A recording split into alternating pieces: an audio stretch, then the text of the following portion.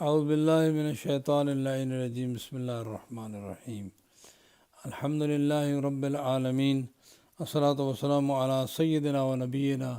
و طبیب نفوسنا بالقاسم محمد وعلی آلہ الطیبین الطاہرین المعصومین الذین اذهب اللہ عنہم الرجس وطہرہم تطہیرا واللعن الدائم علی اعدائہم اجمعین اما بعد فاعوذ باللہ من الشیطان الرجیم بسم اللہ الرحمن الرحیم الذين ينفقون أموالهم في سبيل الله ثم لا يتبعون ما أنفقوا منا ولا أذى لهم أجرهم عند ربهم ولا خوف عليهم ولا هم يحزنون صدق الله مولانا العظيم وصدق رسولنا الكريم ونحن على ذلك من الشاهدين والشاكرين والحمد لله رب العالمين۔ معزز سامعین کی خدمت میں سلام اور التماس دعا کرتے ہوئے ان کی خدمت میں یہ دعائیں ان کے لیے کہ خدا ان کو سلامت رکھے اور ماہ رمضان کی عبادات، دعائیں، صدقات، خیرات قبول فرمائے۔ سبحانہ و تعالی یعنی نظام تاکہ جو ہے وہ دنیا میں نظام اس نے ایسے بنایا ہے کہ وہ ویسے ہر چیز سے غنی ہے، مگر یہ ہے کہ مال و دولت تک ایک جگہ جمع نہ ہو، لوگ خدا کے لیے اپنے مال جو اللہ نے مال دیا ہے اس میں سے خرچ کریں اور غرباء و مساکین پہ خرچ کریں۔ لیکن ایک بات جو چند باتیں فرمائی ہیں اس میں ذرا غور کیا جائے کہ اس کے بعد احسان جتلانا نہ ہو، اس کو کوئی الفاظ دوسرے طریقے سے اذیت نہ ہو جس کو دیا جائے تو پھر بڑی بات ہے۔ لہم اجرہم عند ربہم ولا خوف علیہم ولا ہم یحزنون۔ یہ آیات جو ہیں 261 سے لے کر 274 تک 274 تک جو ہیں مسلسل انفاق کی بات کر رہی ہے۔ ایسے کرو گے تو تمہارا یہ خدا کے راستے میں خرچ کرنا جو ہے وہ ختم ہو سکتا ہے اور تمہاری ساری کوشش ضائع بھی ہو سکتی ہے۔ فرمایا مثل الذین ينفقون اموالهم ابتغاء مرضات اللہ وتثبیتا من انفسهم کمثل جنۃ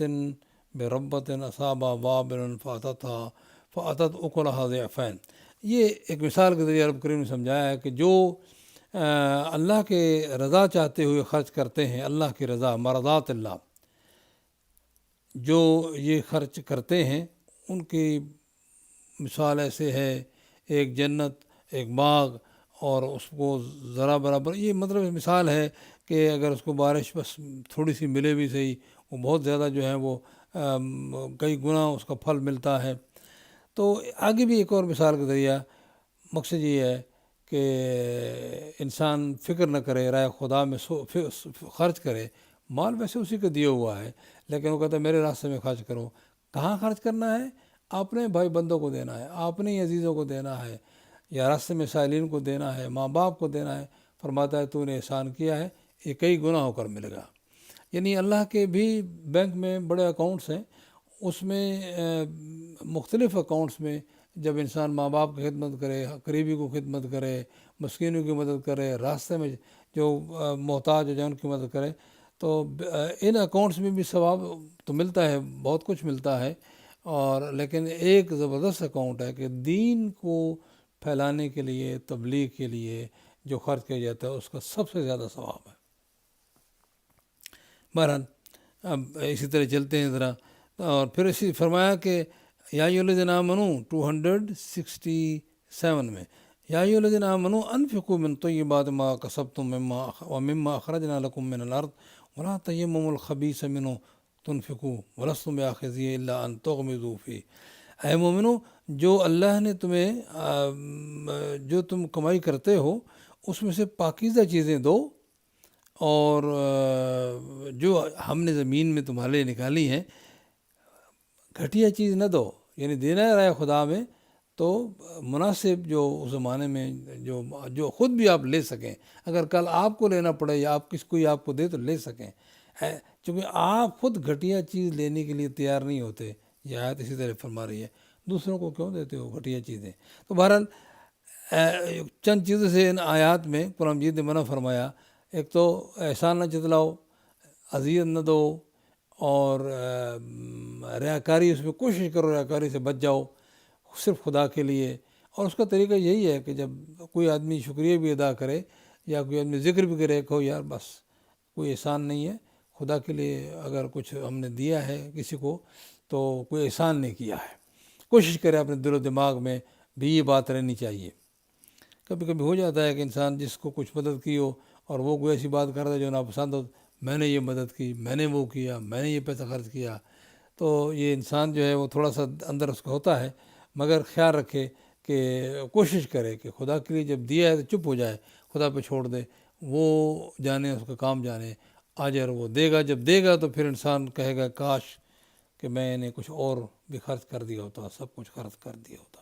بہرحال یہ سب آیات مبارکہ کا صرف ترجمہ ہی پڑھا جائے تو بات سمجھ آ جا سکتی ہے کہ، اور یہ بھی نہ سمجھو کہ لوگوں کو بتانے کی ضرورت ہے، اس لیے کہ جو تم نے خدا کے لیے دیا ہے اس کو پتہ ہے۔ وما بسم اللہ الرحمن الرحیم وما انفقتم من نفقۃ اور نذرتم من نذر فإن اللہ یعلم، خدا جانتا ہے، چھوٹا تھوڑا سا دو یا زیادہ خرچ کرو۔ ایک پوائنٹ آگے جو قرآن مجید فرما رہا ہے آیت نمبر 271 میں کہ اگر تم صدقہ ظاہر کر کے دو تو بھی ٹھیک ہے، فنعم ہی، ان تبدوا الصدقات فنعم ہی وان تخفوها وتؤتوها الفقراء فهو خیر لکم، اگر اس کو پوشیدہ رکھو تو یہ بات اچھی ہے تمہارے لیے۔ یعنی ایک ہاتھ، یعنی جس کو کہتے ہیں دائیں ہاتھ سے دو تو بائیں ہاتھ کو پتہ نہ ہو، خفیہ رکھنا جو ہے، لیکن ہوتا بڑا مشکل کام ہے ویسے، اس کی بڑی ویلیو ہے۔ بلکہ ایک حدیث پاک میں آیا ہے کہ وہ پوری حدیثوں میں نہیں پڑھوں گا، صرف ایک بات کہ قیامت کے روز جب بہت سخت دن ہوگا اور گرمی ہوگی، وہاں ایک شخص ان میں سے 7 شخص میں ایک ایسا ہے کہ جس پر سبحانہ و تعالیٰ کا خصوصی سایہ ہوگا، جو دیتا ہے اور بڑا خفیہ طور پہ دیتا ہے، یعنی دائیں ہاتھ سے دے تو بائیں ہاتھ کو پتہ نہیں ہوتا۔ تو خفیہ صدقہ جو ہے وہ کسی کی مدد کرنا، رائے خدا میں دینا، اس کی بڑی ویلیو ہے۔ مگر آج کل تو یہ ہے کہ کوئی بھی کام کرو یوٹیوب پہ چڑھا، تاکہ جو ہے نا وہ، مگر اس کی بھی کوئی بری بات نہیں، بشرطے کہ ذہن میں یہ ہوگا میں نے خدا کے لیے دیا ہے، دوسروں کو انکریج کرنے کے لیے میں کر رہا ہوں تاکہ دوسرے مجھے دیکھ کر اس کی طرف بڑھیں، تو پھر جو ہے معاملہ ٹھیک ہے۔ لیکن اگر اس میں لوگ اس کی تعریف کریں کہ ہاں ہاں کتنا خوبصورت دیگیں پکائیں، نیازیں پکائیں، کیا کتنی بڑی مجلس کرا دی، تو اور دوسری طرف بھی سے آدمی خالی مولی ہو، تو وہ بات ممکن ہے مشکل ہو جائے۔ لہذا اپنے آپ کو سنبھالنے کے لیے، اپنے اخراجات کو بچانے کے لیے، رائے خدا میں اخراجات ہوں، بہت ضروری ہے کہ پوری ٹریننگ تربیت کی جائے اپنے آپ کی، کہ ریاکاری نہ ہو، کس طرح بچا جا سکتا ہے، ذہن کو کیسے صاف کیا جا سکتا ہے، اور یہ ضروری ہے، اس کا جو ہے خاص خیال رکھا جائے۔ یہاں ایک لفظ ہے مرضات اللہ، وہ لوگ جو خرچ کرتے ہیں اپنے مال کو اللہ کی مرضی لینے کے لیے۔ پیچھے ایک آیت ہے وَمِنَ النَّاسِ مَن يَشْرِي نَفْسَهُ ابْتِغَاءَ مَرْضَاتِ اللَّهِ، وہاں کچھ لوگ اس کا مطلب غلط دیکھتے ہیں کہ وہ حضرت علی کی شان میں نازل ہوئی ہے، کہ حضرت علی نے اللہ نے حضرت علی کو لے لیا اور ساری کائنات جو ہیں وہ حضرت علی کے حوالے کر دی۔ نہیں، مرضات رضائے خدا جو ہے وہ ساری کائنات کی جو ہے وہ کیا کہتے ہیں، حضرت علی ایک جگہ فرماتے ہیں اگر 7 اقلیم کی مجھے دے دی جائیں تو کہا جائے کہ ایک چیونٹی کے منہ سے تم ظالمانہ طور پہ ایک چھلکا لے لو، تو علی ایسا نہیں کرے گا، ظلم نہیں کرے گا۔ کہنے کا مقصد یہ ہے کہ حضرت علی کا کہنا اس بات کی دلیل ہے کہ حضرت علی کو 7 اقلیم نہیں ملی ہوئی، لیکن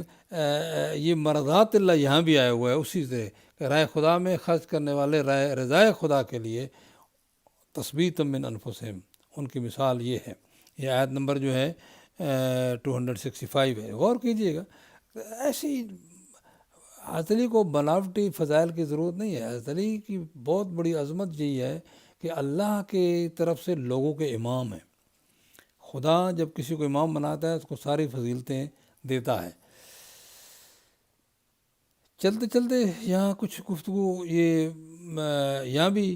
وَمَا تُنْفِقُونَ مِنْ إِلَّا ابْتِغَاءَ وَجْهِ اللَّهِ، یہ 272 آیت میں ہے۔ تم جو بھی خرچ کرتے ہو اللہ کی رضا چاہتے، ابتغاء وجہ اللہ، اللہ کو راضی کرنے کے لیے، اور وہ تمہیں مل جائے گا، وَأَنْتُمْ لَا تُظْلَمُونَ، اس میں کوئی کمی نہیں چھوڑی جائے گی۔ بہرحال فرمایا کہ جو وہ فقراء جو للفقراء الذین احصروا فی سبیل اللہ، وہ جو رائے خدا میں محصور ہو گئے ہیں، لا یستطیعون ضربا فی الارض وہ زمین میں چل بھی نہیں سکتے، ان کی یا سب رہ بیٹھے ہیں چپ کر کے، اور یا سب الجاہل اغنیاء من التعفف، وہ اپنی عزت کا خیال رکھتے ہوئے وہ دست سوال دراز نہیں کرتے، لوگ سمجھتے ہیں یہ تو ٹھیک ہے، تعرفہم بسیماہم لا یسألون الناس الحافا، اور وہ اللہ لوگوں سے سوال نہیں کرتے، وہ لوگوں سے سوال نہیں کرتے۔ تو یہ آیات مبارکہ جو ہے وہ یہی فرما رہی ہیں کہ ہمیں ان کا بھی خیال رکھنا چاہیے، خصوصاً ان کو تلاش کرنا چاہیے وہ کہاں ہیں، جو سوال نہیں کرتے مگر ہیں ضرورت مند ہیں۔ تو اس طرح جو ہے وہ پھر آگے پھر فرمایا الذین ينفقون اموالهم باللیل والنہار سرا وعلانیۃ فلہم اجرهم عند ربهم ولا خوف علیہم ولا هم یحزنون، جو رات کو اور دن کو سرن خاموشی سے یا علانیہ خدا کے لیے کرتے ہیں، ان پر کوئی خوف نہیں ہوگا، نہ وہ غمگین ہوں گے۔ تو یہ آیات مبارکہ میں نے جلدی جلدی ان کا ترجمہ میں کیا، صرف متوجہ کرنے کے لیے کہ ذرا اس پہ غور کریں تو بڑا لطف آتا ہے رائے خدا میں خرچ کرنے کے لیے۔ اس کے بعد 281 سے شروع بات 275 سے اللہ سبحانہ تعالیٰ نے ایک اور مسئلے کو چھیڑا ہے کہ لینا دینا تو ٹھیک ہے، لیکن چونکہ لینے دینے میں کبھی کبھی سود کا مسئلہ آ جاتا ہے۔ الذین یاکلون الربا لا یقومون الا کما یقوم الذی یتخبطہ الشیطان من المس، جو سود کا لینا دینا جو ہے وہ قرآن مجید نے، وہ لینا دینا تو بات ہوئی انفاق کی، لیکن یہ سود کا مسئلہ درمیان میں نہیں آنا چاہیے کہ میں دوں گا 100 تو نے مجھے 120 دینا ہے، اس طرح جو ہے میں ادھار دوں گا 100 اور 120 دینا ہے، یا یعنی یہ گندم میں ابھی جو گندم دے رہا ہوں اور تم نے اس سے بہتر گندم مجھے دینی ہے۔ تو جو بارٹرنگ ہوتی ہے اشیاء کی، اس میں بھی اگر وہ ایک ہی چیز ہے تو اس میں بھی کم بیشی نہیں ہونی چاہیے، اور قرض میں بھی یہ شرط نہیں ہونی چاہیے کہ جو ہے وہ دیں سود کہ یہ ضرور مجھے دینا ہے، 100 دے رہا ہوں 120 مجھے دینا ہے واپس، 1000 دے رہا ہوں 1200 واپس دینا ہے، یہ شرط لگائے گا تو یہ سود بن جائے گا۔ اور اگر 1000 قرضہ دے اور وہ آگے جو بندہ ہے وہ اپنی مرضی سے اگر 50 60 100 دے دیتا ہے تو وہ سود نہیں بنتا۔ بہرحال اس پہ غور کیجیے گا، مسائل موجود ہیں فقہ کی کتابوں میں، اس میں آج کل تو ساری دنیا جو ہے سود میں مبتلا ہے، پتہ نہیں کیا ہوگا، یعنی کوئی مکان لو تو سود، کوئی کاروبار شروع کرو تو سود، ہر طرف جو ہے وہ قرضے پہ جو ہے وہ سود ہے۔ اس کا حل بھی مجتہدین نے بتایا ہے، لیکن ذرا تھوڑا سا اس پہ پوچھیں، غور کریں کیا حل ہے، تو امید ہے کہ ذرا یہاں کہنا مناسب نہیں۔ اس میں یہ ہوتا ہے کہ لینے کی نیت اور دینے کی نیت، اور پھر بھی اس پہ مجتہدین سے رابطہ ہونا چاہیے۔ بہرحال چونکہ سود کے بارے میں بڑی سخت جو ہے وہ، اور پھر یہاں جس کنٹری میں یہ جو کنٹری ہیں مسلم کنٹری نہیں ہیں، ان میں ذرا کچھ اور احکامات ہیں، کچھ نرمی ہے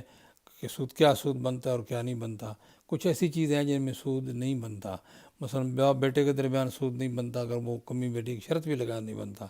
اور اسی طرح جو ہے وہ کیا کہتے ہیں مسلم اور کافر کے درمیان بھی مسائل ہیں، کچھ نرمیاں ہیں، تو یہ علماء سے آپ پوچھیں تو بہت آسانی سے آپ کو بتائیں گے، اور پوچھنا چاہیے، اس لیے کہ ہم کھا پی رہے ہیں، مکان لے رہے ہیں، کاروبار کر رہے ہیں، یہ سب چیزیں جو ہیں وہ آسانی سے ہضم کر سکتا آدمی، مسائل کا علم ہونا چاہیے۔ تو یہ سب چلتے چلتے پھر قرآن مجید نے دوسری ایک مسئلے کو اٹھایا، وہ بھی ایک معاشرتی مسئلہ ہے۔ یا ایھا الذین آمنوا اذا تداینتم بدین الی اجل مسمی فاکتبوا، کہ کبھی اگر قرض لینے دینے کا مسئلہ چلنا ہے تو وہ لکھ لو، تھوڑا ہو یا زیادہ، لکھنے والا بھی جو ہے وہ کاتب بالعدل لکھے، فلیکتب بینکم کاتب بالعدل ولا یأبی کاتب ان یکتب کما علمہ اللہ فلیکتب، اور یہ تھوڑی چیز ہو یا زیادہ ہو، اس میں دونوں کا فائدہ ہے۔ ایک تو یہ ہے کہ دینے والے اور لینے والے جو ہیں ان کو پتہ ہونا چاہیے کہ دینا لینا ہے، ان کے اولادوں کو پتہ ہونا چاہیے۔ ایک آدمی قرض لیتا ہے اور فوراً مر گیا تو اولاد کو پاس، اس کو جو دینے والا اس کے پاس ہونا چاہیے، نوشتہ ہونا چاہیے کہ اس کے تمہارے باپ نے میرا قرض دینا ہے، کیونکہ میراث کے تقسیم سے پہلے جو ہے وہ قرض ادا کرنا ضروری ہے. یعنی ایک آدمی فوت ہو گیا، اس پر قرض ہے، تو قرض اس کو ملنا چاہیے، جس نے قرض دیا ہے اس کو قرض اس کو ملنا، یعنی میراث تقسیم سے پہلے قرض دینا چاہیے. اسی طرح جو ہیں وہ دوسری چیزیں ہیں، مثلاً وہ فقہ میں موجود ہیں کہ ایک آدمی کے ذمہ قضا نمازیں ہیں یا خمس زکوٰۃ ہے یا حج ہے، میراث کی تقسیم سے پہلے اولاد پہلے ان کے یہ واجبات ادا کریں. یہ مسلسل جو ہے اس میں سورہ بقرہ کے آخر میں تک یہ چل رہی ہیں. اگر تم سفر میں ہو فرحان مقبوضہ، اگر سفر میں نہ ہو تو لکھا ہو سکتا ہے گواہوں کی موجودگی میں، اور گواہوں کو گواہی چھپانا نہیں چاہیے. اگر ایک مرد اور دو عورتیں، دو مرد نہ ہوں تو ایک مرد اور دو عورتیں ہوں تو بھی مسئلہ حل ہو سکتا ہے. یہ مسائل تفصیلی موجود ہیں، پھر بھی آپ ترجمہ پڑھیں. آخر میں فرمایا کہ للہ ما فی السماوات و ما فی الارض وَإِن تُبْدُوا مَا فِي أَنفُسِكُمْ، جو کچھ زمین و آسمان ہے سب اللہ کی ملکیت ہے. تم اگر کوئی بات ظاہر بظاہر کرتے ہو یا خفیہ طور پہ کرتے ہو، یحاسبکم بہ اللہ،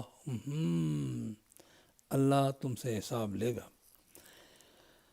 اور پھر فرمایا کہ آمن رسول بما انزل الیہ من رب، رسول بھی ایمان رکھتا ہے اس چیز پر جو اس پر نازل ہوئی ہے رب کی طرف سے، اور مومنین بھی ایمان رکھتے ہیں. اور کل آمن باللہ، سب کا ایمان ہے خدا پر، ملائکہ پر بھی ایمان ہے، سب کتابوں کو صحیح مانتے ہیں، تمام رسولوں کو مانتے ہیں. لا نفرق بین احد من رسولہ، اللہ کے رسولوں میں سے کسی کے درمیان یہ نہیں کہتے کہ ہم اس کو نہیں مانتے اس کو مانتے ہیں. حضرت آدم سے لے کر حضور ختمی مرتبہ تک جو انبیاء آئے ہیں ہمیں نام پتہ ہے یا نہیں ہے، اگر نبی ہے تو ہم اس کو سچا سمجھتے ہیں، اس کی ہر بات سچی ہے. تو لیکن بعض بندے جن کے نبوت کے بارے میں جو ڈکلیئر نہیں ہے، چونکہ قرآن مجید میں کچھ نبی اور رسولوں کا ذکر ہوا کچھ کا نہیں ہوا، ان کو نبی بنانے کی کوشش نہیں کرنی چاہیے کتنی نیک ہوں. جی فلاں جو ہے ممکن ہے نبی ممکن ہے، تو یہ تو کسی کے بارے میں کہا جا سکتا ہے اگر اس کا عقیدہ صحیح ہو اور اعمال بھی صحیح ہوں. لیکن اس طرح خواہ مخواہ کسی کو نبیوں کی لائن میں نہیں کھڑا کر دینا چاہیے. بس اتنا کافی ہے جو قرآن نے بتایا ہے، جو نام بتائے ہیں ٹھیک، جو نام نہیں بتائے تو بھی ٹھیک، مگر ہمارا عقیدہ ہے کہ جتنے انبیاء اللہ کی طرف سے آئے ہیں وہ سچے تھے اور ان کا پیغام بھی سچا تھا. آخر میں ایک خوبصورت دعا پہ ختم کیا سورہ بقرہ کو، اور فرمایا ایک جملہ اور بھی اس میں فرمایا، یعنی 286 میں کہ یہ آخری آیت ہے، لا یکلف اللہ نفسا الا وسعہا. اللہ سبحانہ وتعالیٰ نے ایک کرائٹیریا بتایا کہ اللہ کسی بندے کو